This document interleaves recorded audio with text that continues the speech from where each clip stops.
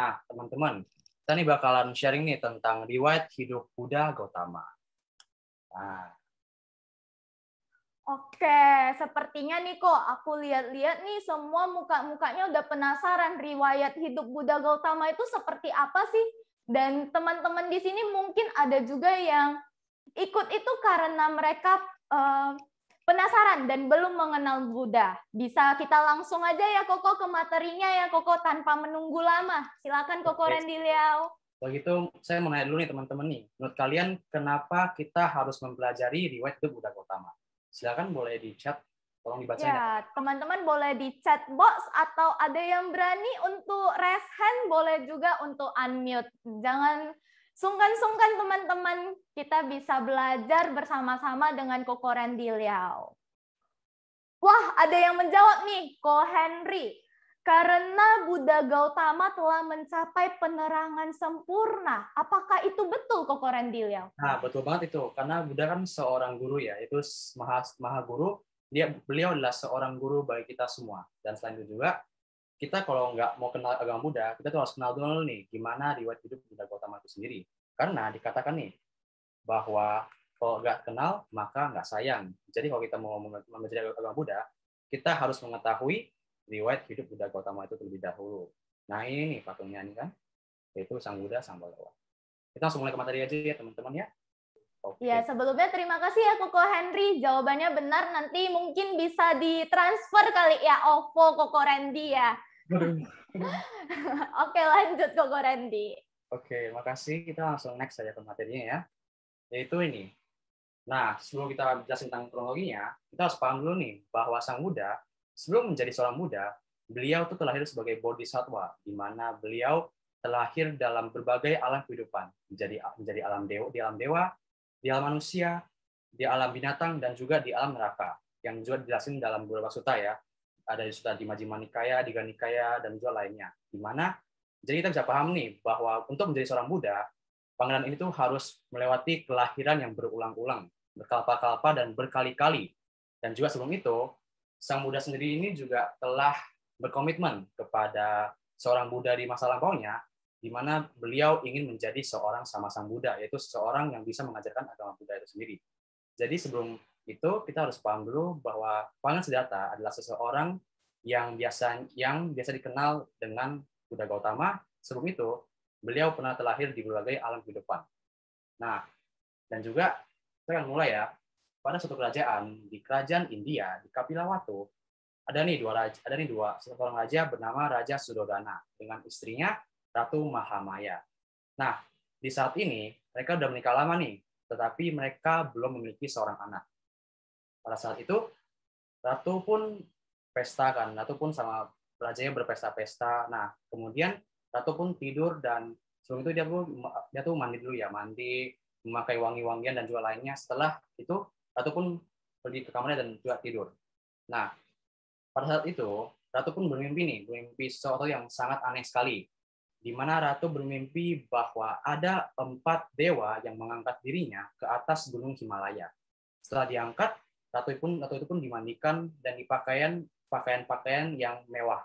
Setelah itu, Ratu pun diajak ke dalam suatu ruangan yang dimana dan dibaringkan di sebuah kamar ranjang. Nah, setelah itu ada seekor gajah putih yang memegang sekuntum bunga teratai ini. Kayak ini nih teman-teman nih, sebuah bunga teratai di belainya. Dan gajah itu pun memutari Ratu Mahamaya sebanyak 3 kali dalam mimpinya. Setelah itu gajah pun masuk ke dalam perutnya melalui sisi kanan darinya. Setelah itu pada saat itu juga Ratu Mahamaya pun mengandung bayi Siddhartha itu.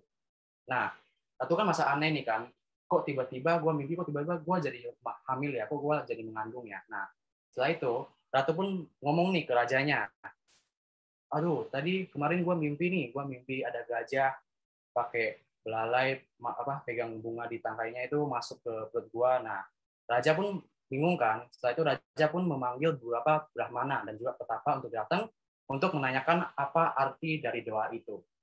Terus ada yang bilang nih bahwa mimpi itu mengartikan bahwa Ratu Mahamaya akan mengandung seorang calon Buddha depannya. yaitu seorang calon guru besar bagi seluruh orang di seluruh dunia. Nah, dengan hal ini, Raja Suddhodana juga senang ya, dan mengetahui juga, tapi dia juga agak sedih karena mengetahui bahwa ramalan tersebut mengartikan bahwa artinya kerajaan tersebut tidak akan memiliki seorang pewaris karena Sang Buddha akan menjadi seorang raja untuk kedepannya. Nah, mendengar kata itu, raja pun mulai gelisah ya, dan juga mulai mewanti-wanti agar tidak terjadi hal itu. Setelah itu, mereka pun setelah mengandung nih kan, Ratu pun minta izin ke raja ini bahwa boleh nggak raja, saya mau melahirkan di rumah ibu saya. Nah, dibolehin tuh. Mereka tuh mulailah perjalanan mereka ke tempat ibunya. Di mana tempat tinggal ibunya? Ibunya atau Mahamaya. Nah, di tengah jalan, di Taman Lumbini, Ratu pun mengeluh kesakitan. Dan sejak saat itu juga, para dayang-dayangnya pun langsung menyiapkan satu tirai untuk menutupi tubuh dari Ratu Mahamaya tersebut. Dengan ratunya memegang ke suatu tangkai pohon, dengan posisi berdiri, pada saat itu juga lah Bayi Siddhartha telah lahir, dan juga dengan posisi berdiri. Yang anehnya lagi, Pangeran Siddhartha itu lahir pada pas bulan Waisakha, pada tahun 623 sebelum Masehi. Setelah itu bukannya kayak bayi-bayi biasa, justru Bayi Siddhartha ini lahir dan langsung berjalan sebanyak 7 langkah ke arah utara. Dan setiap langkahnya muncul nih sebuah bunga teratai. Dan setelah berjalan 7 langkah, Sang Buddha, Pangeran Bayi Siddhartha pun langsung menunjuk ke arah atas dan menggunakan tangan kanannya, dan juga ke arah bawah menggunakan tangan kiri ya. Ini teman-teman ada yang tahu nih kenapa Sang Buddha langsung menunjuk ke arah atas dan bawah? Boleh nih teman-teman langsung raise hand aja dan bisa unmute nih. Nanti kalian bakalan dapat OVO loh dari Ko Randy. Masa kalian nggak mau sih OVO dari Ko Randy? Ayo, siapa nih yang mau jawab? Boleh raise hand, ayo. Nggak ada yang salah, dan ini kok nggak bakalan disalahin sama Ko Randy. Kita nggak bakalan gigit, ya kan kok? Wah, ada nih kok. Kodani Kohyana, dia nggak sabar mau dapat OVO nih kok. Ayo Kodani boleh on cam dan unmute. Halo. Halo Kodani. Silakan kok jawab. Apa tadi pertanyaannya? Silakan Ko Randy mengulang pertanyaannya kok. Begini nih, mengapa Bayi Siddhartha tuh lahir, habis itu dia menunjuk ke arah atas dan juga ke arah bawah? Kalau menurut saya menunjuk atas tuh untuk alam ke atas, ke bawah tuh untuk alam ke bawah. Dengan berkata, Anggoham asmilokasa, jetoham asmilokasa, setoham asmilokasa, ayam atina jati nati dani pubawo. Yang artinya, akulah yang tertua dalam dunia ini, akulah yang teragung dalam dunia ini. Inilah kelahiranku yang terakhir, tak akan ada lagi tumimal lahir. Apakah seperti itu? Apakah benar Koko Randy? Benar. Wah, benar. Berarti Koko Randy harus kirim OVO ya, Koko Randy ya. Thank you banget loh Kodani udah menjawab dengan benar. Nah, jadi gini nih, setelah Buddha Sang Baya lahir, dia menunjuk ke atas tuh menunjukkan bahwa beliau pernah terlahir di alam-alam di atas, dan juga pernah terlahir di alam-alam yang neraka di bawah, alam peta, asura, dan juga lainnya.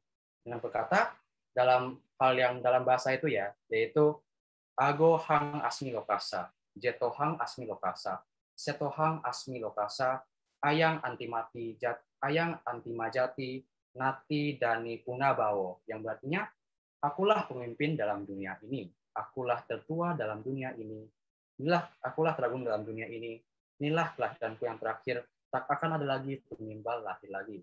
Nah, setelah mendengar kata-kata ini, Sang Ratu pun langsung melaporkan kejadian ini ke Sang Raja, dan Raja pun terkejut karena mengetahui bahwa ternyata itu emang kenyataan bahwa Sang Buddha ini, bahwa bayi ini akan menjadi seorang Buddha ke depannya, kalau tidak berhati-hati.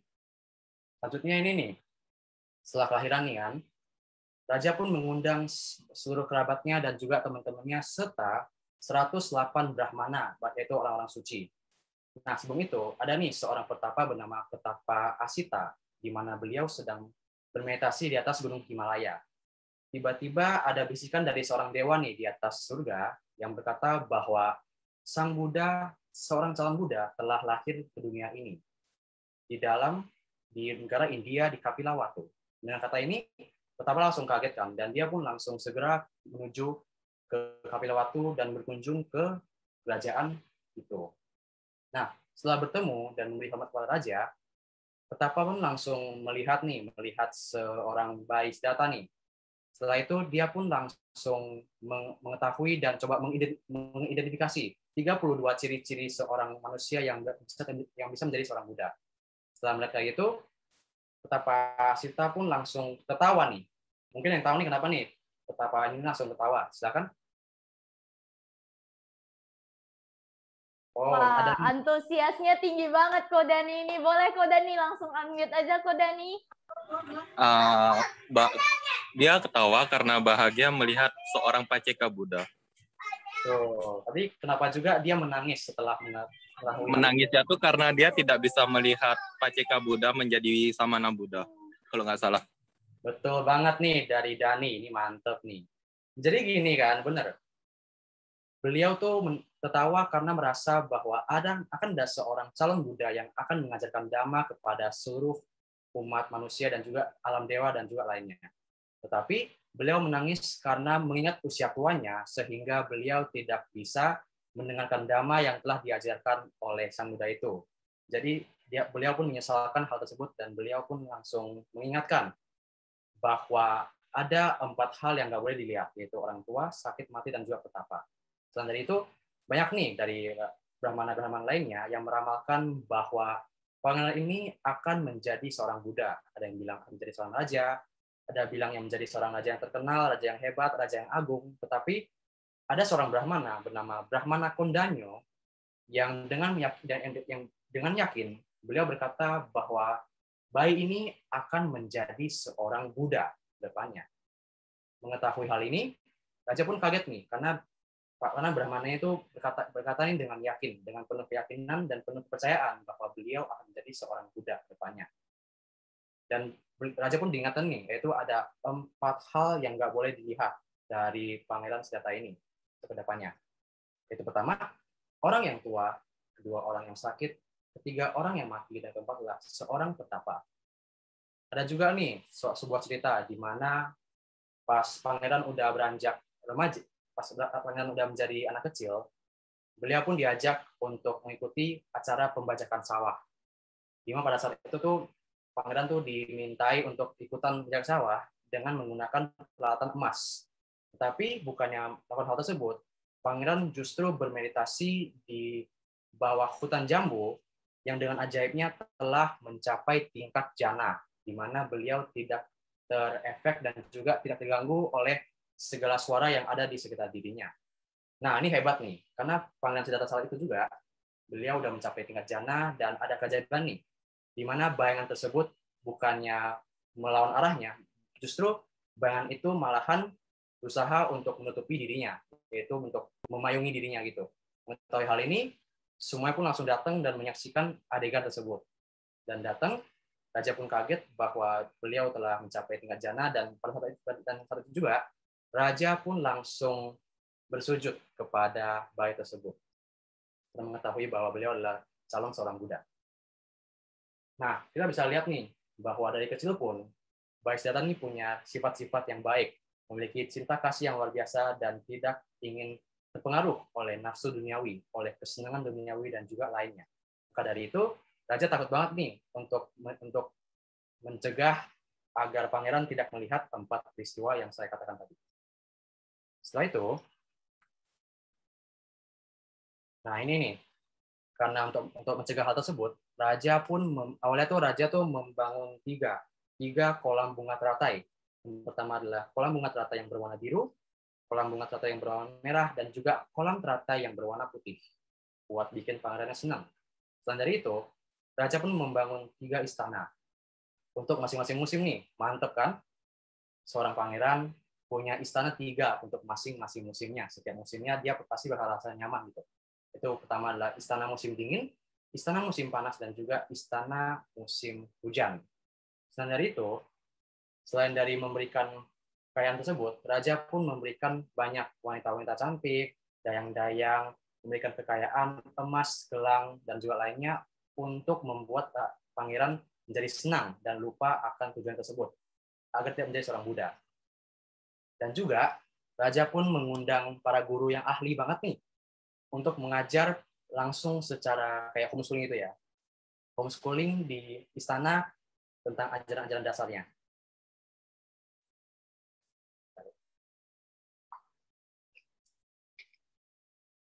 Nah, tapi saat diajarkan, ternyata pangeran itu seorang yang sangat pintar banget ya. Dia tuh very smart, pintar, cepat mengetahui ajarannya.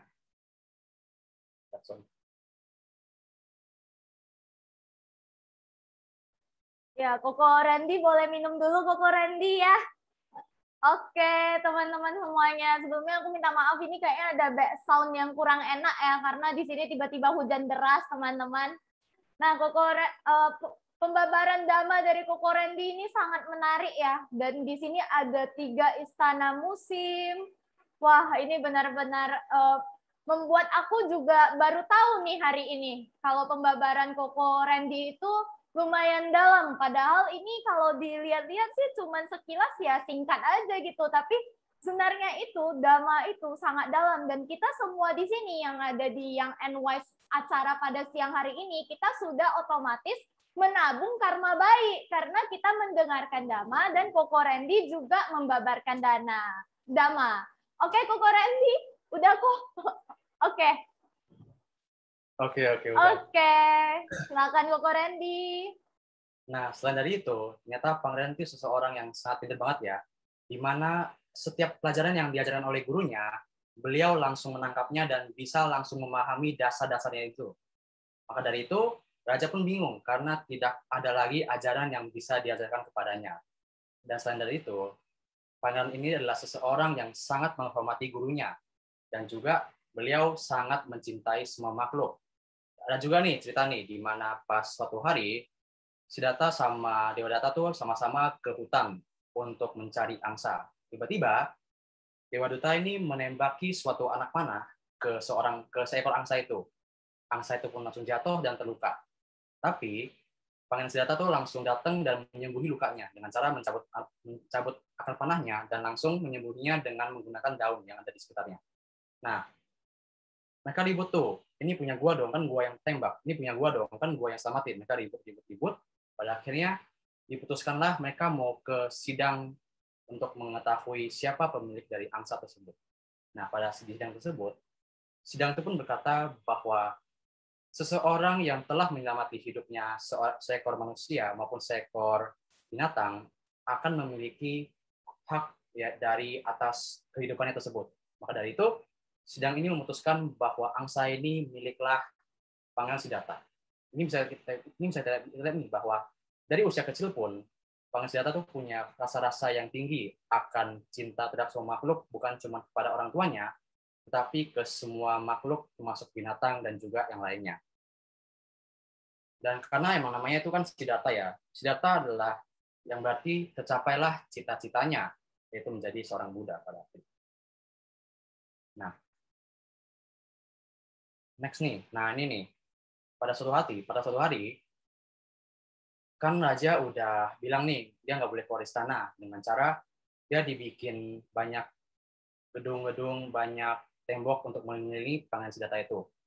Ternyata pada suatu hari, Pangeran tuh ingin keluar ke istana untuk mengetahui gimana kondisi rakyatnya itu. Dia pun bilang ke ayahnya kan, ayah, apakah saya boleh untuk keluar istana untuk melihat kerajaan dari luar? Raja pun kaget, loh, kenapa kamu mau gitu? Dijelasin tuh, karena nanti kan saya menjadi seorang raja. Kalau saya nggak mengetahui kondisi rakyat saya, gimana saya mau memimpin mereka? Raja pun mikir, oh ya, benar juga ya. Jadi Raja pun bilang ke beliau, oke, kalau gitu kamu tunggu dulu, nanti Raja mau menghiasi dulu seluruh kotanya dengan baik. Beda setuju kan? Oke kan? Terus pada hari berikutnya, Raja pun langsung menyuruh pangeran untuk keluar ke istana dan tunggu. Oke, Koko Randy-nya boleh istirahat dulu ya, Koko Randy bentar. Ini aku lihat di chat box nih ada yang menarik. Kojo Jonathan, katanya iseng juga ya si Raja. Kojo Jonathan ini mungkin boleh nih on cam. Mana Kojo Jonathan? iseng juga ya si raja. Dia malah mengambil keisengan si raja. Lucu ini Koko Jojo Nathan ini. Oke, udah. Oke, Koko Randy? Lanjut. Oke, lanjut Koko Randy. Jadi akhirnya pun pangeran pun keluar ke istana ditemani oleh kusirnya itu Chana. Di luar sana banyak tuh rakyat yang bersorak-sorak namanya pangeran. Dan dari itu pangeran pun melihat bahwa kerajaan itu dihiasi oleh berbagai hiasan, ornamik, banyak yang menarik gitu kan, bercerah itu suasananya.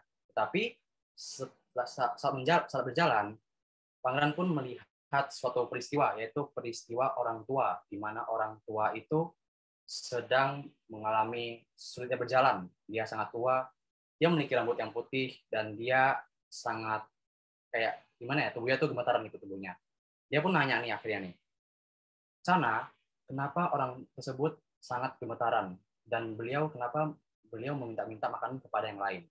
Chana pun menjawab, Pangeran, beliau adalah seorang yang telah menjadi tua, seseorang yang telah mengalami usia tua, di mana nanti beliau, pangeran, akan juga menjadi seseorang yang tua, beserta keluarganya dan juga ayah pangeran.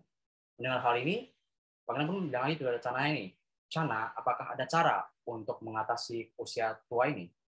Chana pun bilang, maafkan saya, Baginda, ternyata tidak ada cara untuk mengatasi usia tua ini. Dengan hal ini, pangeran langsung sedih nih. Setelah sedih, Pangeran Siddhartha langsung suruh Chana untuk balik ke istananya. Dan beliau pun merenungkan bahwa semua hal itu bisa menjadi tua. Setelah mendengar hal ini, Raja pun sangat sedih ya, karena telah mengetahui bahwa pangeran telah melihat seseorang yang sudah tua. Dan seterusnya juga, hari berikutnya, pangeran ingin minta untuk keluar istana lagi nih. Tapi Raja nggak mengizinkan nih, Raja nggak kasih, tapi Raja juga mikir dulu nih, kalau Raja yang nggak kasih dia keluar ke istana, Pangeran Siddhartha tuh bakal sedih, dan juga gak ada gunanya juga kan. Jadi pada akhirnya diberikan izin untuk keluar di sana, dan pada hari kedua, beliau pun melihat seorang yang sudah sakit, di mana pada saat itu kan penyakit tipes ya, yaitu dia melihat seorang yang sudah sakit dalam jalanan tuh, dia tuh dibaring di jalanan, dengan muka yang pucat dan juga gemetaran gitu, kedinginan. Tiba-tiba pangeran pun langsung datang turun dari kursinya, dan dia pun langsung mengangkat tubuh dari orang sakit itu, dan dia bertanya, kenapa kamu gemetaran, kedinginan? Tapi orang itu tuh nggak jawab tuh, karena dia udah sakit kan. Chana pun bilang, Pangeran, tolonglah, janganlah pegang orang itu, karena orang tersebut tuh sudah sakit. Dia tidak bisa lagi berbicara, tetapi dia dalam kesakitan. Dia pun nanya lagi nih, Chana, apakah ada cara untuk mengatasi kesakitan ini? Dia pun bilang, tidak ada, yang mulia, karena setiap orang pasti akan mengalami sakit, dan juga ada berbagai penyakit lagi di dunia ini selain dari tipes, yaitu ada yang lain-lainnya juga. Dengan hal ini, pangeran langsung sedih, dan dia pun suruh Chana untuk balik ke istananya. Nah, hari berikutnya juga, dia minta raja untuk keluar istana. Raja pun udah males nih, raja pun udah bohwat itu kan, udah males, ya udah keluar aja lah, cincai gitu kan. Dan cincai dia keluar, dia pun melihat seorang yang meninggal, yaitu dia tuh ditopang dalam peti mati oleh banyak orang nih. Dan dia pun nanya, Chana, kenapa orang tersebut ditopang oleh banyak orang hidup dan dia merasa tenang saat dibakar abunya? Chana pun jawab, Pangeran, orang tersebut adalah seseorang yang telah meninggal. Meninggal? Dia pun kaget dan shock kan. Waduh, meninggal apaan tuh? Gue belum pernah dengar kan. Meninggal adalah seseorang yang sudah meninggalkan hidup, meninggalkan sifat-sifatnya itu. Jadi kayak udah meninggal gitu.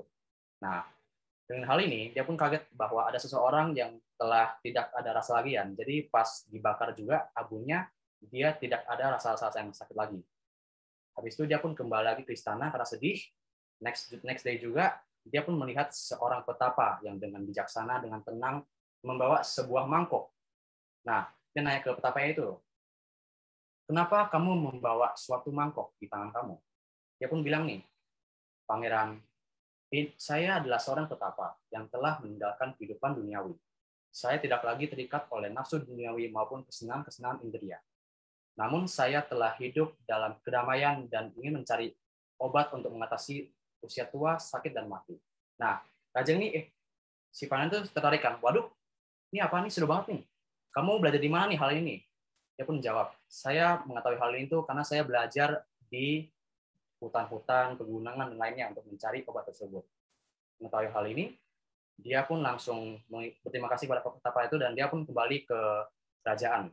Dan ada juga, ternyata petapa ini adalah seorang jelmaan dari seorang dewa. Dewa ini tuh ingin membantu Pangeran Siddhartha untuk mencapai kebudaan. Jadi dewa ini tuh menjelma sebagai seorang petapa dan mengajarkan ajaran tersebut kepada Pangeran Siddhartha yang kecil saat itu juga. Nah, mengetahui hal ini nih, Pangeran pun langsung merasa sedih kan, dan dia pun nggak bisa tidur pada malam-malamnya. Ditemanin sama banyak goda-godaan gitu, sebanyak wanita, tetapi dia merasa kayak, kenapa kita harus hidup? Kalau apalagi bisa kita hidup, tetapi kita mengalami usia tua, sakit, dan mati. Jadi apa tujuannya hidup kalau kita akan terus mengalami hal tersebut itu? Hal itu pun teriang-iang adalah pikiran yang sang Pangeran Siddhartha, dan beliau pun langsung sedih, dan beliau pun langsung makin tidak bersemangat, dan raja pun makin khawatir mendengar hal itu juga. Nah, next ada nih. Karena mengetahui hal ini, pada usia 16 tahun, pangeran pun langsung dinikahkan oleh Putri Yasodhara, yang dimana sebelum itu diadakan sayembara nih sebelumnya, yaitu Raja Sudana tuh mengadakan sebuah sayembara bagi seluruh pangeran, karena pas raja ingin menikahkan Pangeran Siddhartha ke orang lain, mereka bilang bahwa Pangeran Siddhartha tuh seseorang yang tidak ahli dalam memain panah, tidak ahli dalam berkuda dan juga berperang. Mengetahui hal ini, raja pun langsung kesel kan, dan Pangeran Siddhartha pun langsung meminta kepada rajanya untuk mengadakan sebuah sayembara, di mana ada pertandingan-pertandingan menanggung kuda, bermain pedang, dan juga memanah. Nah, ternyata Siddhartha ini seorang yang ahli banget ya. Dia very smart, dia pintar banget, dan dia pun menangi secara mutlak semua kompetisi itu. Pada saat itu, mulailah muncul sebanyak beribu-ribu wanita cantik yang datang buat mengunjungi petapa itu, mengunjungi Pangeran Siddhartha. Nah, ternyata Pangeran Siddhartha tuh fall in love sama seseorang bernama Putri Yasodhara, yang ternyata di kehidupan lampaunya, Putri ini adalah seseorang yang kenal dekat dengan petapa Sumedha, di mana pada kehidupan sebelumnya mereka bersama-sama ingin bertekad menjadi seorang Buddha. Nah, setelah dinikahkan, pada saat itu raja pun udah tenang nih, karena anak saya udah menikah dan pastinya akan terikat oleh nafsu-nafsu duniawi ke depannya. Nah, next to ini nih, pada hari ini juga raja pun mengetahui kan bahwa rupanya Yasodhara itu udah hamil dan melahirkan seorang anak. Dan pangeran pun langsung dikasih tahu nih bahwa istrinya telah melahirkan seorang anak. Nah, gimana nih kira-kira buat teman-teman, apa reaksi dari Pangeran Siddhartha ini?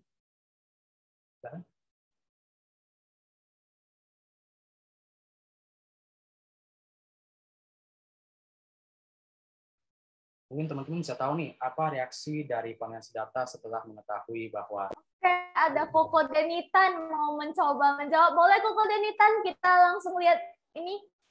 Oke, sorry ya, nggak buka kamera, lagi masak dulu. Waduh, padahal mau lihat nih wajah gantengnya Koko Denitan. Jadi saya nanti aja, nggak bisa lihat. Iya, nanti aja ya. Oke, boleh Koko Denitan dijawab. Apa reaksi Pangeran Siddhartha ketika Yasodhara melahirkan seorang anak? Nah, jadi reaksinya adalah dia menjawab, seorang bayi telah lahir, begitupun satu belenggu telah lahir. Bener banget nih Kodenitan nih, bener. Bahwa pada saat itu juga, bukannya senang, dia malah sedih karena mengetahui bahwa akan ada suatu belenggu dengan berkata, Rahula Jato Bandanang Jatang, yaitu dengan berarti adalah satu jerat telah terlahir, satu ikatan telah terlahir. Pada dari itu, pangeran pun akan susah nih buat meninggalkan keduniawiannya untuk mencapai seorang Buddha. Pada saat itu juga, pangeran pun langsung memiliki tekad yang kuat nih untuk mencapai seorang Buddha. Selanjutnya adalah ini kan, pada usia 29 tahun, pangeran tuh meninggalkan istana karena pada malam hari, sebelum meninggalkan istana, Pangeran Siddhartha nih minta izin nih ke ayahnya nih, ayah, apakah saya boleh untuk meninggalkan istana untuk menjadi seorang Buddha? pasti nggak boleh kan, karena dia pasti kan calon raja kan, jadi nggak boleh. Tapi dia pun meminta 8 permintaan kepada rajanya.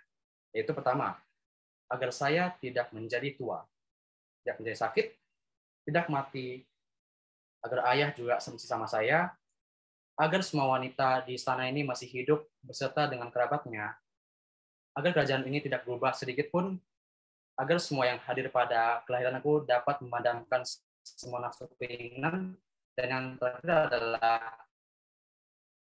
sakit dan mati dan juga kelahiran.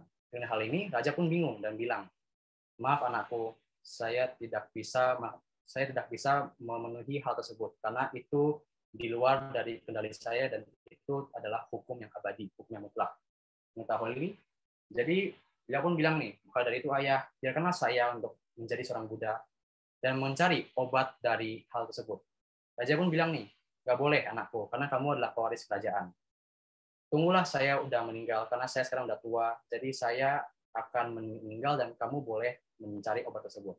Justru dia bilang lagi nih, ayah, justru karena ayah masih hidup, maka saya akan pergi dan ingin kembali lagi untuk mengajarkan obat tersebut kepada semua orang dalam kerajaan ini. Jadi akhirnya raja juga nggak mengizinkan dan juga pangeran merasa sedih dan akhirnya mereka pun tidur di tempatnya masing-masing. Pada malam hari, pangeran pun melihat adegan-adegan yang nggak seru ya, di mana dayang-dayang dari pangeran itu mulai merasa kayak agak menjijikan gitu. Karena ada yang tidurnya telentang, ada yang tidurnya tangannya di mana-mana, ada yang di sini ada ludahnya di mulutnya dan juga lainnya. Mengetahui hal ini, pangeran pun langsung merasa jijik karena mengetahui bahwa ini adalah hal yang akan juga terjadi seperti aku. Karena mengetahui bahwa itu adalah posisi seperti orang-orang yang sudah meninggal. Jadi dia pun merasa jijik dan pada saat itu juga beliau pun langsung bertekad untuk meninggalkan istana pada hari itu yang sama juga. Tapi sebelum ingin pergi, sebenarnya sih dia tuh mau liatin muka anaknya dulu ya. Tapi dia merasa kayak kalau saya melihat muka anak saya yang sedang tertidur, maka niatnya tuh akan terganggu. Jadi dengan hati yang berat, terpaksa beliau harus meninggalkan istana tanpa melihat anaknya terlebih dahulu.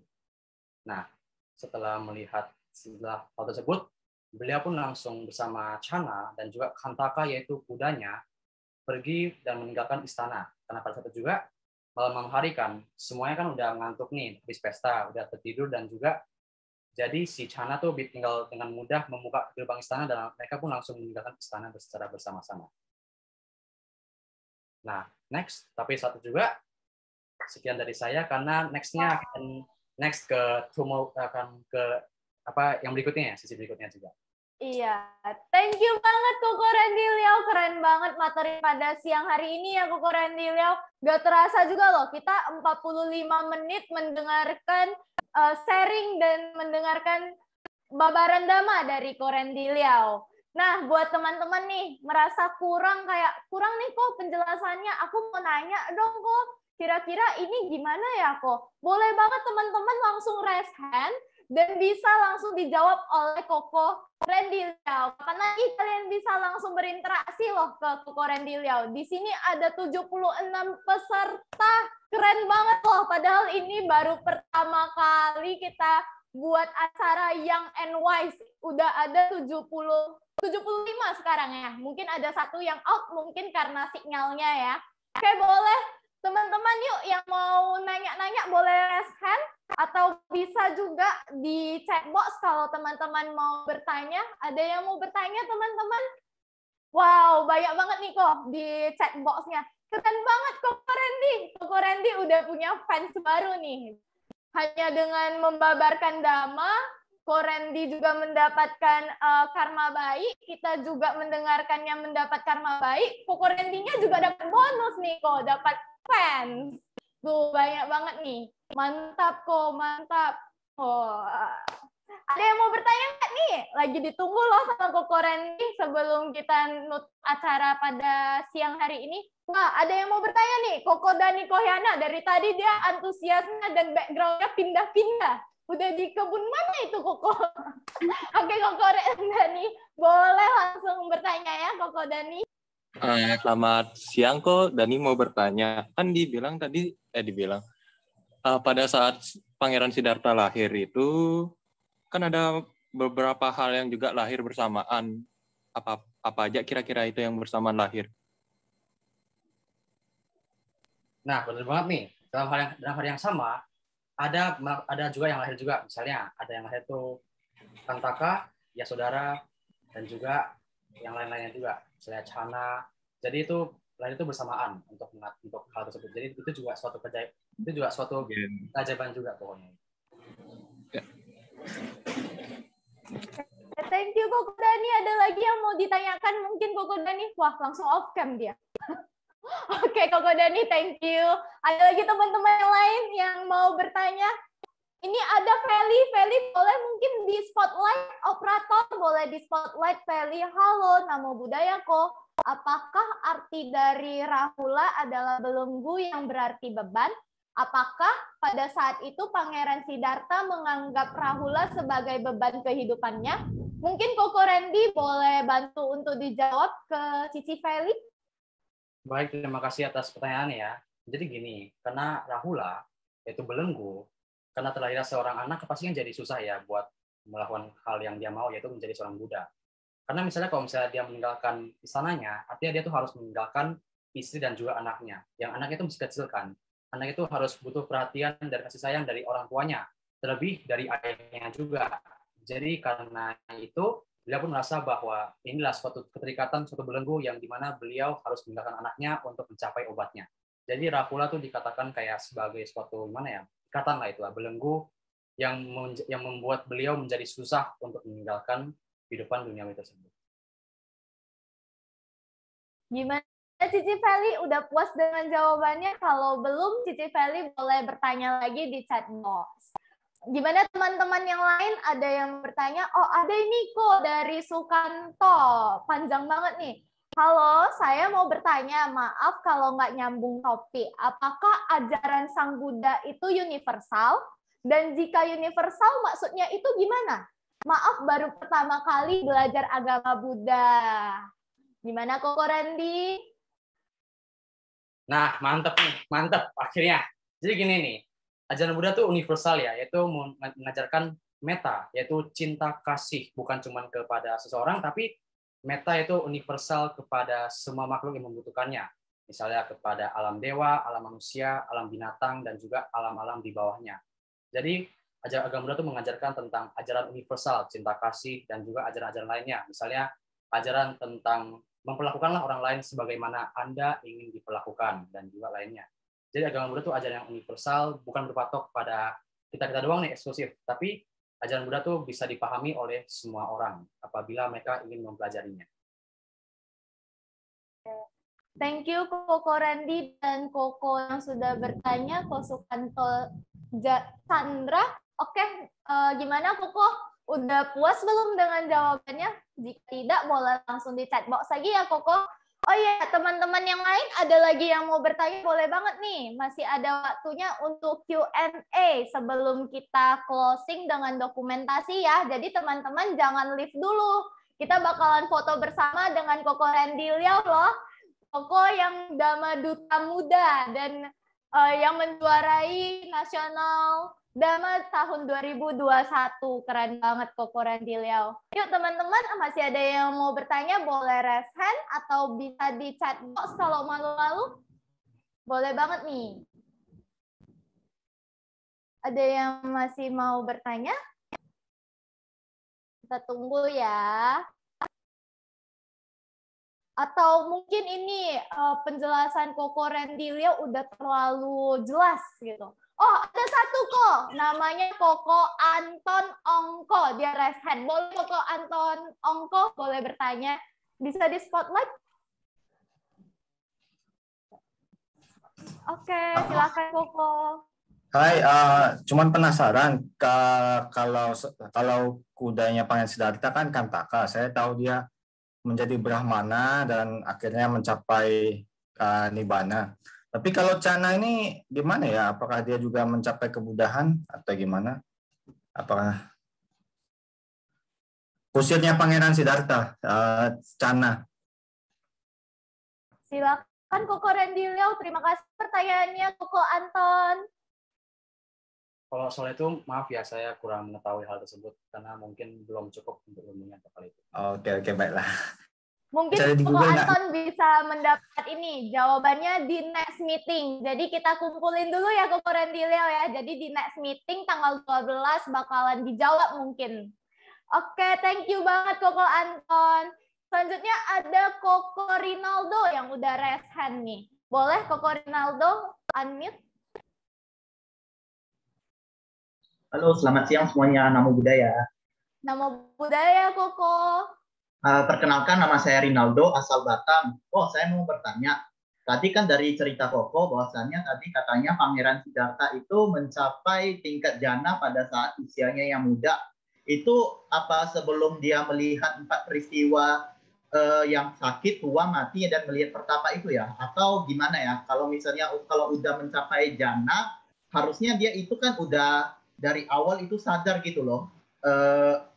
Tentang kemelekatan, tentang nafsu indriawi, harusnya kan dia udah langsung mungkin bisa meninggalkan istana gitu atau gimana gitu. Mungkin bisa penjelasannya kok. Silakan Koko Randy. Thank you Koko Rinaldo. Baik, terima kasih atas pertanyaannya. Jadi kita bisa paham ya, dalam agama Buddha tuh masing-masing orang tuh memiliki tingkat mencapainya tuh berbeda-beda. Misalnya ada yang bisa paham sama sesuatu tuh dengan berbeda tingkat-tingkatnya. Nah, pada saat masih kecil, beliau kan mencapai tingkat jana, tetapi beliau tuh belum melihat 4 peristiwa tersebut. Yang juga dikatakan oleh yang para brahmana tersebut, kan beliau akan menjadi seorang Buddha apabila telah melihat 4 peristiwa tersebut. Jadi, beliau belum mengetahui ini, belum ada suatu motivasi untuk menuju suatu tujuan, yaitu mencapai suatu tingkat kesucian di mana beliau bisa mengajarkan dhamma untuk mengatasi usia tua, sakit, dan juga meninggal, mati. Jadi pada saat itu juga beliau masih kayak walaupun mencapai tingkat jana, tapi beliau tuh masih belum memiliki tujuan yang jelas, belum memiliki suatu semangat untuk mengakhiri udah penderitaan tersebut dalam 31 alam samsara ini. Kan? Thank you Koko Rinaldo jawabannya. Gimana Koko Rinaldo, sudah puas dengan jawabannya atau masih mau nanya lagi nih? Kira-kira kayaknya kurang puas nih, aku masih kurang ngerti gitu. Boleh Koko Rinaldo? Cukup sih, cukup. Makasih kok. Oke, makasih Koko Rinaldo. Selanjutnya nih, aku lihat di chat box ada yang bertanya nih kok, apakah umat Buddha seharusnya menjadi vegetarian? Mungkin Koko Randy boleh menjawab kok. Baik, jadi dalam agama Buddha tuh nggak wajib ya jadi vegetarian ya, karena itu kan cuma lifestyle menjadi hidup yang sehat. Karena ada juga kan beberapa orang yang tidak vegetarian nih, kayak saya dan juga lainnya. Mungkin teman-teman di sini tuh ada yang nggak VG. Jadi vegetarian itu bukan hal yang wajib dalam agama Buddha. Tapi emang kalau kita bervegetarian, kita bisa mencapai kayak lebih apa ya? Kita bisa mencapai apa ya? Lebih sehat, lebih fresh itu kan. Jadi menghindari juga pembunuhan makhluk hidup. Itu juga melanggar sila pertama. Jadi kalau dengan kita bervegetarian, kita bisa meminimalisir pembunuhan terhadap makhluk hidup tersebut. Jadi menghindari pelanggaran sila. Oke, sepertinya itu menjadi pertanyaan terakhir kita ya pada siang hari ini. Oke, buat teman-teman semuanya, terima kasih banyak. Kalian sudah mau bertanya dan mendengarkan Dhamma pada siang hari ini. Kita sama-sama on cam yuk, kita sama-sama foto bersama. Ayo boleh di on cam semuanya teman-teman. Nah, oke, semuanya on cam.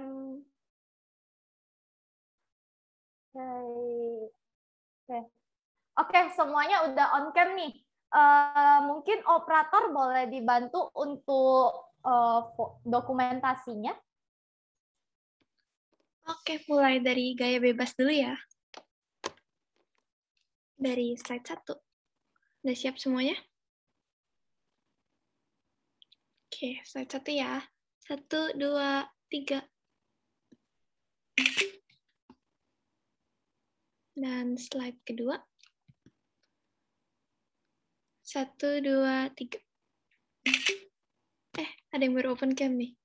Tadi ada yang baru open cam. Boleh ditahan dulu ya teman-teman gayanya. Karena kita nggak tahu nih di slide mana aja. Nah, 1, 2, 3. Nah, boleh nih Cici Clara, gaya BW gimana? Oke, boleh gaya BW teman-teman semuanya. Tangan kanannya itu membentuk kayak oke, lalu 3 jarinya dirapatin, jadi membentuk B. Kemudian tangan kirinya membentuk W kayak gini. Oke? Bisa semua teman-teman? Bisa ya? Wah, udah pada Oke. gabung kayaknya nih. Siap ya? 1, 2, 3. Oke, boleh ditahan semuanya. Smile. Dan slide 2. 1, 2, 3. Sudah. Oke, thank you semuanya yang udah on cam dan udah ikut acara pada siang hari ini. Selanjutnya aku mau ngasih ini deh, tentang BW. Nah, ada apa aja sih di BW itu? Nah, sekilas ya kita bahas tentang BW. Nah, BW itu adalah Buddhist worship dan mereka memiliki program dan kegiatan yang sangat banyak seperti musik, dance, konten edukasi, ngobrol pintar, ngobrol santai, podcast, mindful game, Buddhist up, dan juga ada acara baru seperti hangout serta yang NWise yang sedang kita lakuin saat ini, teman-teman. Oh iya, buat teman-teman yang mau dengar-dengar musik Buddhis, boleh banget ke Spotify, iTunes, dan juga YouTube Music. Dan jangan lupa ya buat teman-teman bisa follow langsung medsosnya Buddhist Worship, ada Instagramnya, ada Facebooknya, mungkin bisa di-add WA-nya buat teman-teman yang masih penasaran lagi mau bertanya lebih lanjut. Ada TikTok juga, dan juga YouTube. Oke, itu aja.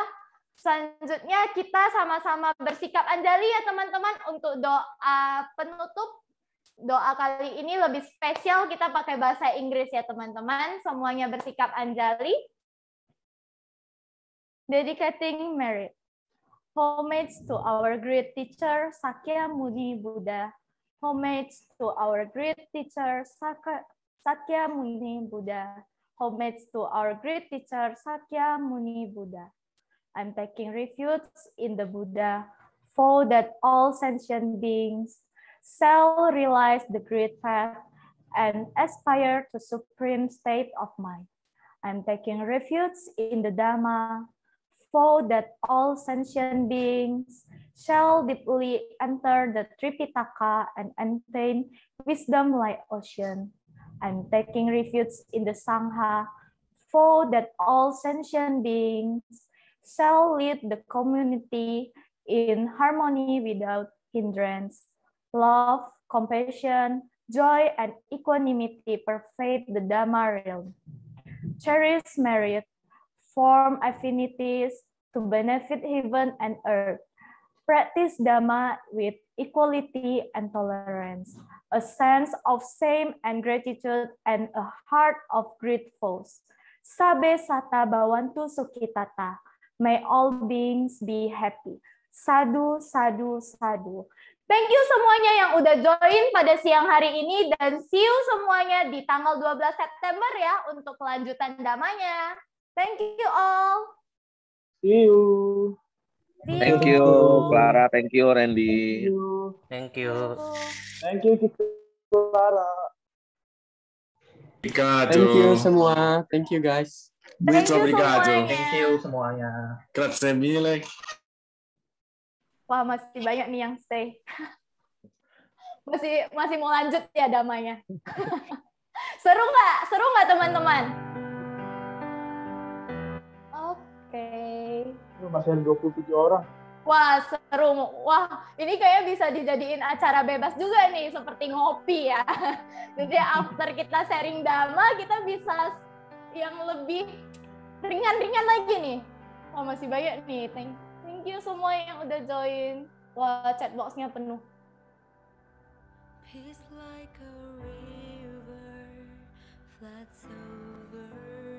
Wow. Thank you teman-teman yang mau stay boleh stay, yang mau ngobrol-ngobrol juga boleh, yang mau leave juga boleh teman-teman.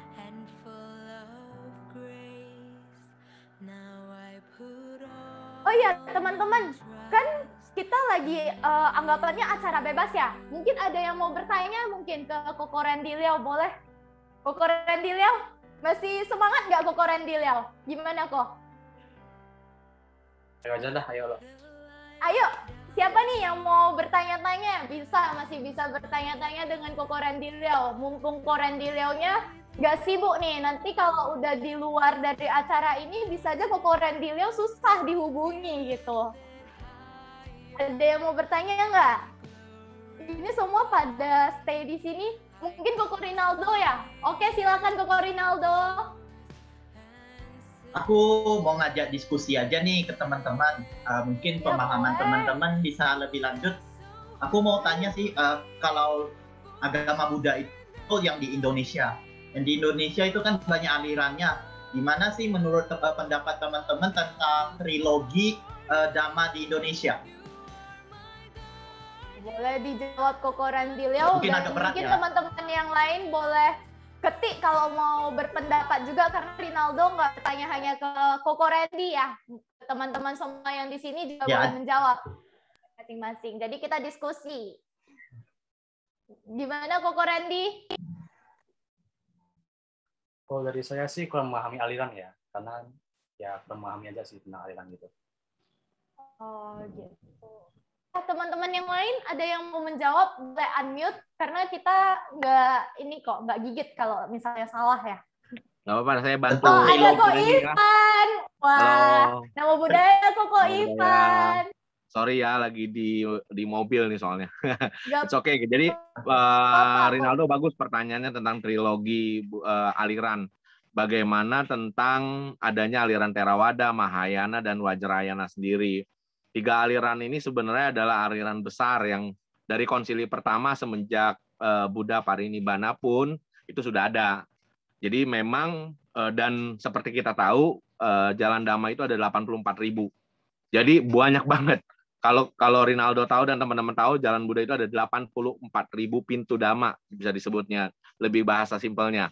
Nah, dengan adanya 3 aliran besar ini sebenarnya ini adalah salah satu cara, bagian dari 84.000 cara. Apakah caranya benar atau salah? Tidak ada yang bilang benar dan tidak ada yang bilang salah, karena Buddha selalu bilang di mana ada Dhamma di situ ada saya. Buddha nggak pernah bilang di mana ada Dhamma Theravada di situ ada saya. Nggak ada Dhamma Mahayana berarti nggak ada saya. Enggak. Tapi di mana ada Dhamma di situ ada saya. Artinya Buddha selalu hadir kalau setiap kali ada Dhamma. Nah, pintu mana trilogi manapun, baik Theravada ataupun Mahayana, even Vajrayana sekalipun, Theravada sendiri dibagi, ada yang Dhamma, ada yang ada banyak aliran lagi di bawahnya. Mahayana juga ada yang Tiantai, ada Chan, ada dan Amitabha, Pure Land dan segala macam. Dan ada lagi Vajrayana, ada Gelugpa, Nyingmapa, Kagyupa, Karma Kagyup, dan ada 8 aliran kecil, 9 aliran besar. Wah, banyak. Jadi kalau Rinaldo tanya kenapa harus ada 3 itu, sebenarnya di dunia itu hampir 18 aliran di Buddha, agama Buddha. Di agama Buddha itu ada 18 aliran yang diakui secara dunia. Jadi sebenarnya semua aliran sama. Semua aliran ujungnya adalah Nibbana. Yang paling penting adalah selama aliran apapun itu 3 hal. Yang paling penting adalah pertama, selama aliran itu berlindung kepada Buddha, Dhamma, dan Sangha. Kedua, selama memakai Tripitaka atau Tripitaka. Nah, itu 2. Dan yang ketiga, tentu saja, selama masih ada konsili atau bukan konsili, persaudaraan sangganya. Artinya aliran itu masih bisa dipakai, aliran itu bisa. Ya, jadi menjawab juga pertanyaan tadi soal saya umat Buddha itu yang awal-awal tadi saya baru belajar umat Buddha itu universal atau enggak. Benar, Randy, bagus. Bahwa memang aliran Buddha atau apapun jenis alirannya ataupun agama Buddha sendiri itu adalah agama yang universal. Kita tidak pernah berdoa hanya untuk umat Buddha atau hanya untuk hewan, dewa, makhluk-makhluk rendah yang hanya mengenal Buddha, hanya mengenal Dhamma, enggak, tapi seluruh alam.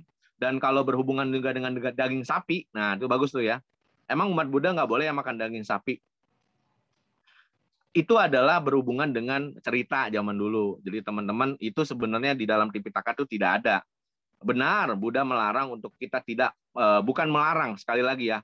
Panatipata, Wera, Manisika, Padang, artinya kita bertekad, bukan dilarang. Karena tidak ada larangan dalam agama Buddha. Yang ada adalah, kalau kita menjalankan itu, kita dapat karma baik.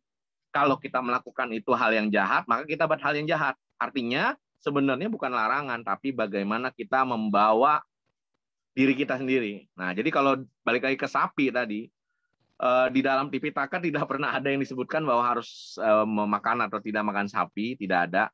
Bahkan kata orang banyak bilang, anak-anak muda bilang, kalau vegetarian kita bisa masuk alam dewa duluan ya, bisa masuk, bisa mencapai pencerahan dulu. Kalau begitu sapi dan kambing udah masuk alam pencerahan duluan berarti, ya kan? Karena sapi dan kambing seumur hidup dia makan rumput. Dia nggak pernah makan daging sedikit pun. Kalau mungkin dia kecelakaan atau nggak, artinya apa? Makan atau tidak makan daging bukan mempengaruhi mental kita, kebijaksanaan kita, tapi bagaimana cara kita hidup, bagaimana teman-teman nih berhubungan, berkomunikasi, dan melatih dhamma, melatih kebijaksanaan kita, bukan makanan. Makanan dalam agama Buddha itu untuk mempertahankan kita hidup. Satu. Makanan itu mempertahankan kita hidup. Kenapa? Dengan kita hidup, kita bisa melatih diri. Bener nggak? Coba kalau Rinaldo lapar. Tapi dengerin Randy tadi ngomong. Kira-kira gimana? Nggak enak kan? Aduh, lapar nih. Nggak enak nih. Nah, karena kita makan, jadi kita bisa dengerin kan. Oh, Randy ngomongnya begini ya. Oh, Clara ngomongnya begini ya. Oh, pertanyaannya begini. Bener nggak? Jadi, makanan itu mempertahankan kita hidup. Jadi, makanan apapun yang kita masukin, yang penting kita bisa mempertahankan hidup. Itu dia. Jadi apapun itu teman-teman yang tadi juga bertanya, kalau ditanya lagi, Kevin tadi tanya lagi, kenapa sih sebagian umat Buddha tidak memperbolehkan makan daging sapi? Sekali lagi teman-teman, bahwa daging sapi itu berhubungan dengan cerita zaman dulu, di mana salah satu bodhisattva Avalokiteswara atau Kuan Im Pusa, Kuan Im Pusa, ya disebut pernah lahir sebagai seekor sapi. Nah, itu jadi padahal di dalam sutta apapun tidak ada seorang Kuan Im itu lahir sebagai seekor sapi. Kalau pernah dilahir sebagai seekor binatang mungkin, tapi tidak pernah ada yang spesifik menyatakan bahwa Kuan Im itu lahir sebagai seekor sapi. Maka tidak boleh makan sapi. Sebenarnya ada beberapa aliran agama Buddha juga yang memang melarang tidak makan sapi. Apakah boleh kok? Ya silakan. Sekali lagi, konsep awalnya adalah yang penting makan itu untuk mempertahankan hidup. Makan supaya kita meraih kebijaksanaan. Makan supaya kita menjadi orang yang lebih baik. Bukan mau makan apapun. Contoh, kita bilang makanan enak. Kalau makanan enak itu basi, jadi enak nggak teman-teman? Nggak enak. Teman-teman suka makan KFC. Coba KFC-nya udah disimpan 7 hari. Enak nggak? Nggak enak.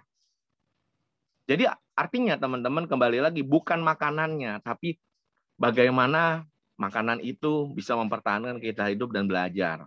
Seperti tadi saya bilang, ya Rinaldo kalau lagi lapar disuruh denger dhamma, bisa nggak?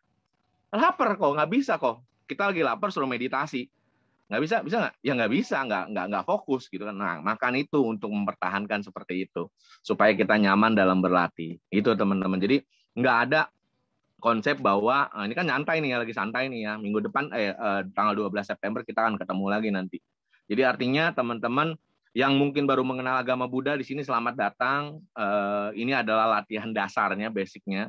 Kedepannya BW Young and Wise bersama dengan teman-teman dari Young and Wise, PIC-nya adalah Bro Randy ya. Akan membantu kita semua. Sama-sama saya juga masih belajar untuk mengenal ajaran Buddha lebih dalam lagi. Memang basic tadi ada pertanyaan yang cukup dalam, ya soal cana juga bagus itu pertanyaannya. Saya juga baru dengar ada pertanyaan itu. Percayalah teman-teman, pada saat zaman Siddhartha Gautama lahir, di sekelilingnya itu memang lahir karmanya benar-benar bagus. Karena apa? Di sekelilingnya Siddhartha, di sekelilingnya Buddha pada saat itu, rata-rata adalah orang-orang yang pasti bisa mencapai pencerahan. Baik dia mencapai Sotapanna, Anagami, Sakadagami, bahkan Arahata. Apakah mereka bisa juga jadi sama-sama Buddha? Bisa. Sekali lagi saya pernah bilang, mungkin kalau teman-teman ingat, kalau saya pernah cerita di BW ya, kalau teman-teman yang udah beberapa kali ikut acara BW adalah kita ini semua sebenarnya bisa jadi Buddha. Rinaldo bisa jadi Buddha, Demi bisa jadi Buddha, Kevin bisa jadi Buddha, Santoso bisa jadi Buddha, Clara bisa jadi Buddha, bisa. Cuma kita nomor urut keberapa? Mungkin Ivan ini nomor urut yang ke 3 juta sekian. Besok saya berbuat baik nih ceritanya teman-teman. Saya melakukan pelimpahan jasa buat orang tua saya sayang orang tua saya sayang sekeliling saya dekat dengan teman-teman saya yang baik, jadi bijaksana. Di lusa peringkat saya jadi bukan 3 juta, teman-teman. Jadi 2.500.000. Jadi 2.500.000 tahun lagi saya mungkin jadi Buddha. Tapi ternyata setelah saya berbuat baik, saya berbuat jahat, teman-teman. Saya mencuri misalnya. Saya membunuh makhluk. Nah, turun lagi peringkat saya. Jadi artinya kita semua di sini, teman-teman, itu pasti bisa jadi Buddha. Cuma peringkat keberapa? Nomor berapa? Rinaldo bisa jadi Buddha? Bisa. Bisa jadi mau milih menjadi Paceka Buddha atau Samasam Buddha atau bahkan Sawaka Buddha. Please. Jadi inilah yang membedakan kita adalah bahwa kita nggak bisa jadi Buddha. Bisa. Bukan kita mengikuti yang Buddha atau Gautama Buddha atau Buddha Gautama. Itu nggak bisa jadi Buddha. Bisa. Cuma kita nomor berapa? Nah, cuman itu kembali lagi, teman-teman. Kembali lagi bahwa kita berhasil atau enggak nih melatih diri gitu. Jadi kalau nanti nextnya ke depannya mungkin kita akan lebih ngobrol lagi bagaimana aliran misalnya, atau mungkin kita akan belajar tentang empat kesenyataan mulia, 8 jalan kebenaran yang akan lebih komprehensif lagi biar teman-teman bisa lebih tahu lagi yang baru belajar agama Buddha. Di sini memang Young and Wise dengan PIC-nya Bro Randy ya. Bro Randy akan membantu kita semua, teman-teman, untuk lebih tahu lagi tentang Dhamma.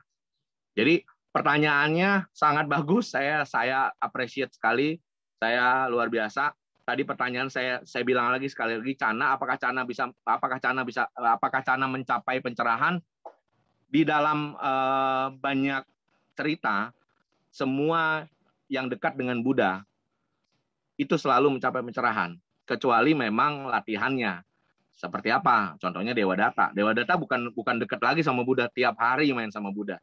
Tiap hari main sama Siddhartha, benar nggak? Tapi apakah Dewadatta mencapai pencerahan pada akhirnya? Ada yang tahu nggak? Dewadatta terakhir mencapai pencerahan nggak? Sampai nggak, Ren? Pencerahan Dewadatta.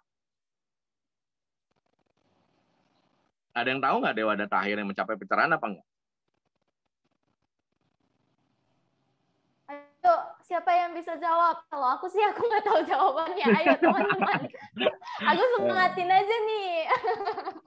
Akan mencapai di kehidupan nanti. Luar biasa jawabannya. Iya, benar. Siapa ini? Tak kenal maka tak sayang.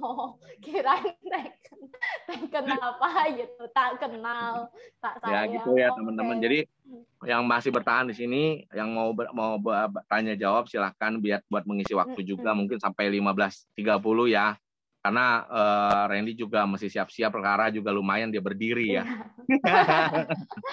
Demi yang NYS nggak apa-apa kok. Ya, jadi teman-teman kedepannya kita akan belajar lebih dalam lagi tentang Dhamma. Yang mau mengetahui, memang benar ujungnya adalah ada beberapa pertanyaan mungkin yang nggak bisa dijawab oleh pembicara, bahkan saya.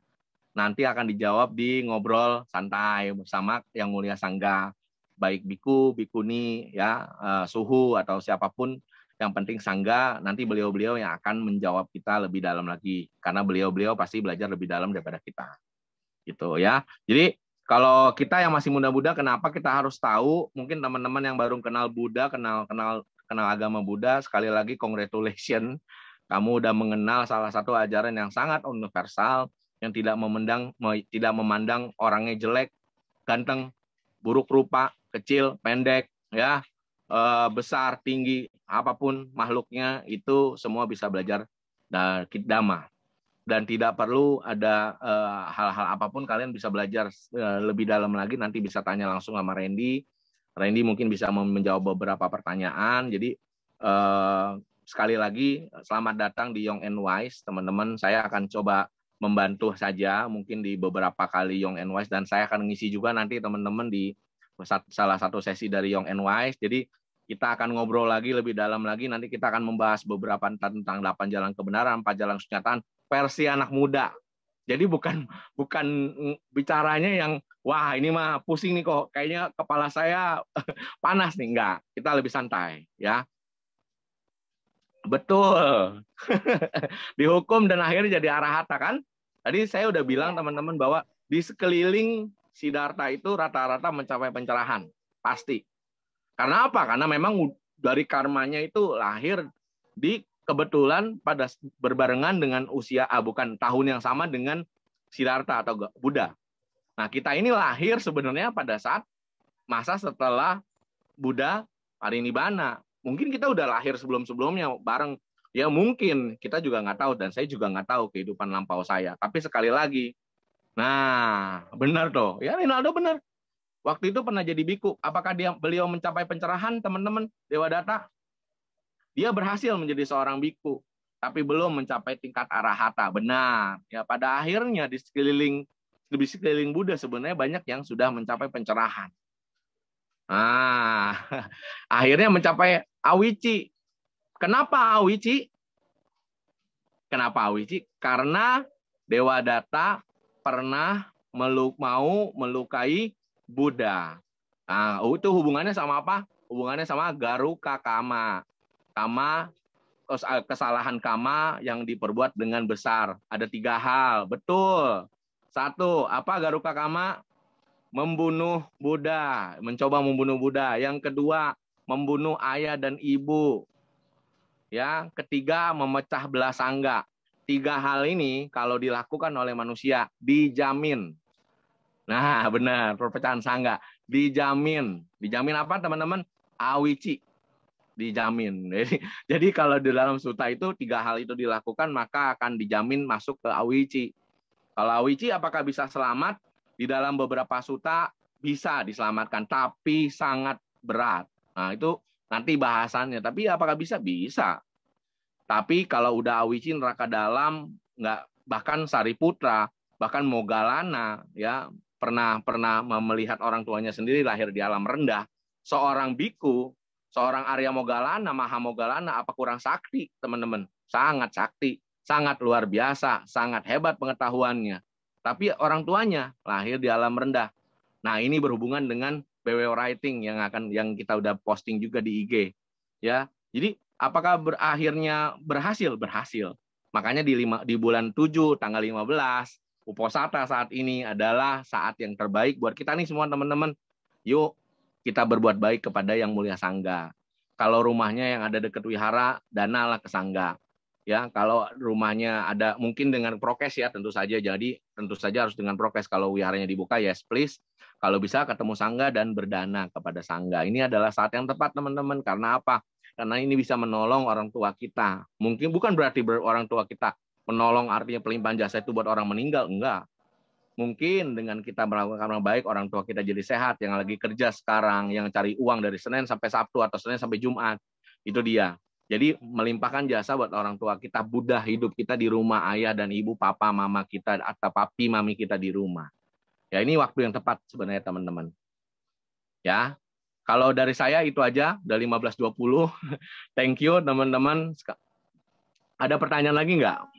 Bentar kok, masih ada nih Desi, dia raise hand nih. Desi kayaknya mau bertanya ya Desi? Oh boleh.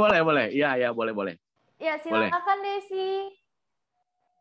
Udah dari tadi dia raise hand. Iya silakan.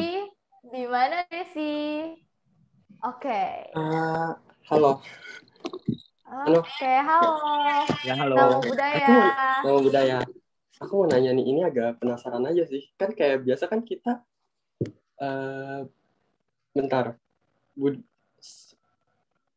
di kehidupan sebelumnya itu kan kayak Buddha Gautama itu kan selalu ketemu sama Buddha-Buddha sebelumnya. Terus kayak ngasih tekadnya gitu loh. Nah, kalau di zamannya Buddha Gautama kemarin tuh kayak ada nggak sih Buddha Maitreya? Kan katanya itu Buddha berikutnya kan yang datang. Cuma penasaran itu aja sih. Oh, ada Buddha. Terima kasih. Ya, Randy dulu lah yang jawab. Randy bisa jawab kalau yang ini. Ini gampang sama Randy ini. Randy bisa jawab, Ren? Lagi capek kok, Pak. Oke. Teman-teman, apakah pada saat zaman Buddha, bagus tuh pertanyaannya. Di dalam kronologi hidup Buddha yang akan kita bahas sebenarnya pada saat zaman Siddhartha, Maitreya itu atau Meteya atau Buddha yang akan datang, ya, yang mungkin sering digambarkan beberapa teman-teman yang lain adalah dengan cara gendut, gemuk gitu ya, seperti itu ya. Nah, pada saat Buddha Gautama lahir, sebenarnya Maitreya sudah ada di surga Tusita dan tidak tidak, apakah pernah ada cerita bahwa pernah mengunjungi Buddha? Tidak ada cerita. Tapi pada saat dulu teman-teman masih ingat di dalam kronologi hidup Buddha bahwa Buddha beberapa kali mengunjungi surga Tusita, ya, dan membabarkan dhamma di sana. Dan di sana juga sudah ada Maitreya Bodhisattva atau Maitreya Bodhisattva atau Buddha yang akan datang, yang akan lahir setelah masa akhir dhamma, masa di mana makhluk siapapun itu yang tidak lagi mengenal dhamma. Bukan berarti dhamma tidak bagus lagi, bukan. Tapi banyak makhluk yang tidak mengenal dhamma. Ya, bukannya dhamma tidak dipercaya lagi, karena dhamma terus akan bertahan selama masih ada alam dunia. Benar, bagus pertanyaannya. Jadi sekali lagi bahwa Maitreya Bodhisattva di dalam beberapa sutra Mahayana ya tidak pernah muncul di dunia, tapi Buddha Gautama atau Sakyamuni Buddha atau Pense Setya Monipo itu pernah datang ke Tusita dan membabarkan dhamma di sana. Kalau membabarkan dhamma di Tusita berarti ada Maitreya. Di manapun Buddha membabarkan di Tusita maka ada Maitreya. Jadi sebenarnya Maitreya sendiri baik di aliran Theravada bahkan di aliran Mahayana dan Vajrayana sendiri percaya bahwa beliau sudah persiapkan diri untuk lahir dan berada di surga Tusita. Kapan kok? Saya tidak ada angka tepatnya kapan Maitreya akan lahir atau Maitreya akan lahir, tidak ada. Cuma memang dikatakan oleh Buddha sendiri bahwa akan ada Buddha lain. Nah, satu kalpa, kalau dibilang satu kalpa 10.000 tahun lagi atau berapa puluh ribu tahun lagi memang tidak ada sebutan tidak ada sebutan exactly untuk kapan Maitreya itu lahir, tapi memang Maitreya lahir adalah setelah zaman Buddha Gautama, era Dhamma dari Buddha Gautama selesai, di mana semua makhluk, hampir semua makhluk tidak percaya lagi, bukan tidak percaya, tidak mengenal dengan ajaran Dhamma, apapun itu ajarannya, gitu. Jadi don't worry, be happy, seperti Buddha bilang, jangan khawatir akan kehidupan akan datang. Jangan khawatir juga dengan kehidupan yang lalu, yang kita perlu khawatirin sekarang di kehidupan ini. Kalau pengen kita ketemu lagi dengan Buddha di kehidupan akan datang, maka berlatihlah sekarang. Benar nggak? Kalau kita nggak berlatih sekarang, kalau kita nggak meningkatkan kebijaksanaan kita, nggak meningkatkan pengetahuan kita akan Dhamma, boro-boro atau nggak mungkin kita bisa ketemu Dhamma di kehidupan akan datang. Kalau merasa di kehidupan ini teman-teman kok Dhamma saya kurang ya, kok pengetahuan saya kurang ya, kok berarti di kehidupan lampau teman-teman masih kurang berlatih. Nah, sekaranglah kehidupan ini kita perbaikin. Supaya apa? Supaya di kehidupan akan datang teman-teman bisa kenal Dhamma. Supaya teman-teman bisa mengenal Buddha dengan baik. Di kehidupan ini kita perbaikin kebijaksanaannya. Kalau saya masih anak muda, masih santai. Bukan itu. Yang paling penting adalah buat kita upasaka-upasika, buat kita yang masih umat biasa, yang kita perlu latih adalah sila kita. Gitu, peraturan sila kita perbaikin, dan dengan cara Young and Wise ini. Nah, Randy itu udah kasih tahu tadi ya kronologi hidup Buddha dari Buddha lahir sampai dari Siddhartha lahir ya, Buddha bukan lahir ya, Siddhartha lahir sampai dengan Siddhartha meninggalkan istana. Nah, teman-teman mesti tahu ini basic. Kalau teman-teman aja tahu tentang Buddha, wah, menghormati Buddha, homage tuh tadi kayak Clara Belin bilang ya, homage to our teacher, a great teacher Sakyamuni Buddha. Kita ngomong, tapi kita nggak tahu Sakyamuni Buddha, ya buat apa? Seperti kita mau mengendalikan motor, tapi kita nggak pernah tahu motornya kayak gimana, di gasnya di mana, remnya di mana, bensin habisnya di mana. Kalau kita mau mengendarai motor, kita harus tahu semuanya dong, benar nggak? Kalau teman-teman mau ngendalain mobil, teman-teman harus tahu dong setirnya di mana, bensinnya di mana, remnya di mana, gasnya di mana. Kalau teman-teman aja nggak mau mengendarai mobil, tapi teman-teman nggak tahu remnya di mana, gasnya di mana, bagaimana bisa berjalan? Nah, itu badan kita nih. Badan kita harus tahu dulu di mana sih remnya, di mana gasnya, di mana tubuh kita, di mana sih pikiran kita gitu ya. Di mana saatnya kita harus berlatih. Nah, makanya di kehidupan inilah kita harus berlatih. Kalau teman-teman merasa, oh kok pengetahuan saya kurang, kok saya nggak kenal agama Buddha di kehidupan ini, maka di kehidupan lalu berarti ada masalah. Di kehidupan lampaunya berarti kita punya masalah. Masalahnya apa? Kita belum mengenal Dhamma. Nah, kalau kita pengen baik, pengen lebih baik lagi, maka perbaiki di kehidupan ini. Supaya di kehidupan akan datang kita ketemu lagi dengan Maitreya Buddha. Nah, saya aja sendiri dari umur saya 20 tahun, saya pernah ditanya nih oleh seorang biku nih, Ivan, ketakutan kamu yang paling kamu takutin apa? Oh, Bante, saya cuma takut satu, yang paling buat saya paling takut di dunia ini apa? Saya takut nggak ketemu Dhamma. Saya takut nggak ketemu Buddha. Sampai saya nanya waktu itu, di umur 21 tahun saya nanya, bagaimana caranya supaya saya bisa ketemu lagi Buddha, ketemu lagi Dhamma di kehidupan akan datang. Nah, Bante itu dikasih tahu ke saya, kalau kamu di kehidupan ini ketemu Dhamma, itu keberuntungan buat kamu. Tapi kalau kamu ingin ketemu lagi di kehidupan akan datang, maka kamu harus melatih diri kamu. Mengikat, mengenal Dhamma, berjodoh dengan Dhamma, berjodoh dengan Buddha. Maka kamu di kehidupan akan ketemu lagi. Kalau sekarang aja Buddhanya KTP, kalau sekarang aja di kehidupan sekarangnya Buddhanya KTP, di kehidupan akan datang, mungkin kita bisa mengenal Dhamma. Ya enggak? Mungkin kita bisa mengenal Dhamma nih di kehidupan datang, tapi sayang kita jadi cecak, teman-teman. Kita jadi kucing. Ya, banyak ya sekarang di kehidupan ini ya, ada kucing bisa namaskara gitu ya, bisa pai. Bayangin, teman-teman. Bayangin loh ya, sapi bisa namaskara ya, bener nggak? Dia berjodoh dengan Dhamma, tapi jadi seekor binatang karena nggak melatih di kehidupan ini. Ada di kehidupan ini juga, wah orangnya hebat luar biasa, tapi cuma Buddhanya cuma KTP, ya kan? Wah hebat luar biasa, sukses luar biasa. Tapi pada saat ditanya oleh teman kita, kapan Siddhartha itu siapa sih? Waduh gak tahu gue. Yang penting gue mah tahunya itu Buddha aja. Nah, maka di kehidupan akan datang akan sangat sulit untuk ketemu Dhamma. Jadi artinya harus seimbang. Gitu ya teman-teman. Jadi kalau teman-teman yang mau belajar di sini nanti tanggal 12 September yang masih ada 20-an orang ya. 12 September nanti kita ketemu lagi untuk kelanjutan. Semenjak dari Siddhartha Siddhartha meninggalkan istana tadi ya, sampai dengan nanti Siddhartha mencapai pencerahan sempurna, dan nanti akan ada pembicaranya lagi yang lain. Kita akan discuss soal kronologi hidup Buddha, kronologi dari Siddhartha Gautama. Guru kita nih, the best of the best, the Lord of the Lord, the King of the King. Ya, jadi kita harus kenal dulu dengan Buddha. Seperti saya tadi bilang sekali lagi, bagaimana kita mau berteman dengan teman baik, tapi kalau kita nggak selalu bergobrol sama dia, nggak tahu dia itu kayak gimana, nggak tahu dia itu siapa orang tuanya, siapa teman-temannya. Mungkin di sekarang mah anak-anak muda sekarang nggak ada yang tahu mungkin tahun lahir Buddha, nggak penting itu. Ya yang penting ya tahulah Buddha lah. Yang penting saya Buddha KTP kok udah deh. Yang penting saya pai-pai sembahyang saya Karanimetta Sutta, nggak perlu baca buku. Ya kan, Wandana nggak perlu baca buku, ya saya udah tahu lah, saya udah hafal itu kok. Manggala Sutta aja saya hafal kok nggak usah ngomong deh, ya kan? Nah, tapi apakah kita mengenal sama Buddha, teman-teman? Apakah itu meresap ke hati kita? Kalau cuma dibaca, semua orang juga bisa, bener nggak? Semua orang juga bisa. Sorry ya, bahkan seorang peta pun mungkin bisa baca, gitu teman-teman. Ya jadi sampai jumpa lagi di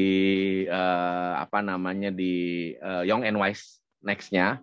Saya akan tetap memantau teman-teman bareng-bareng sama teman-teman semua. Mungkin ada pertanyaan-pertanyaan dari Randy yang nggak bisa kejawab, saya akan coba berusaha jawab. Kalau nggak bisa jawab ya mohon maaf, saya juga berlatih sama kayak teman-teman semua.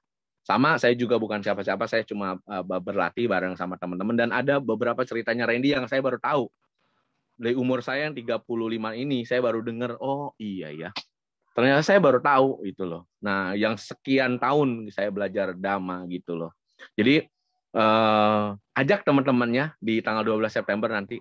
Yang mungkin teman-temannya ada yang baru Buddha KTP atau yang baru kenal sama agama Buddha, ajak aja. Nih, lu mau tahu ada agama Buddha? Nih, lu dengerin nih. Nanti kita mau ngebahas tentang guru. Kebetulan baru mulai tentang belajar tentang gurunya Buddha. Guru Buddha ya. Gurunya kita semua nih. Nah, ajak teman-temannya di tanggal 12 September, 2 minggu lagi ya. 2 minggu lagi kita akan ketemu di sana. Nanti kita ngobrol-ngobrol lagi. Kalau ada pertanyaan, mungkin ada teman-teman yang nggak bisa jawab, saya akan coba jawab. Ya, sekali lagi thank you Anumodana buat Randy.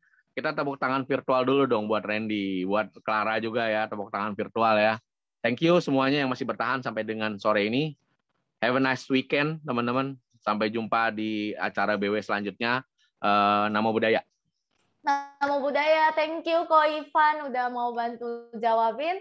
Dan thank you juga semua teman-teman yang udah stay di sini. Kalian benar-benar semangat ya.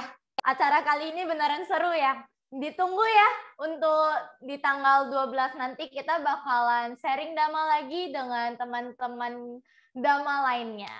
Oke, boleh left teman-teman semuanya. Terima kasih semuanya. Namo Buddhaya semua.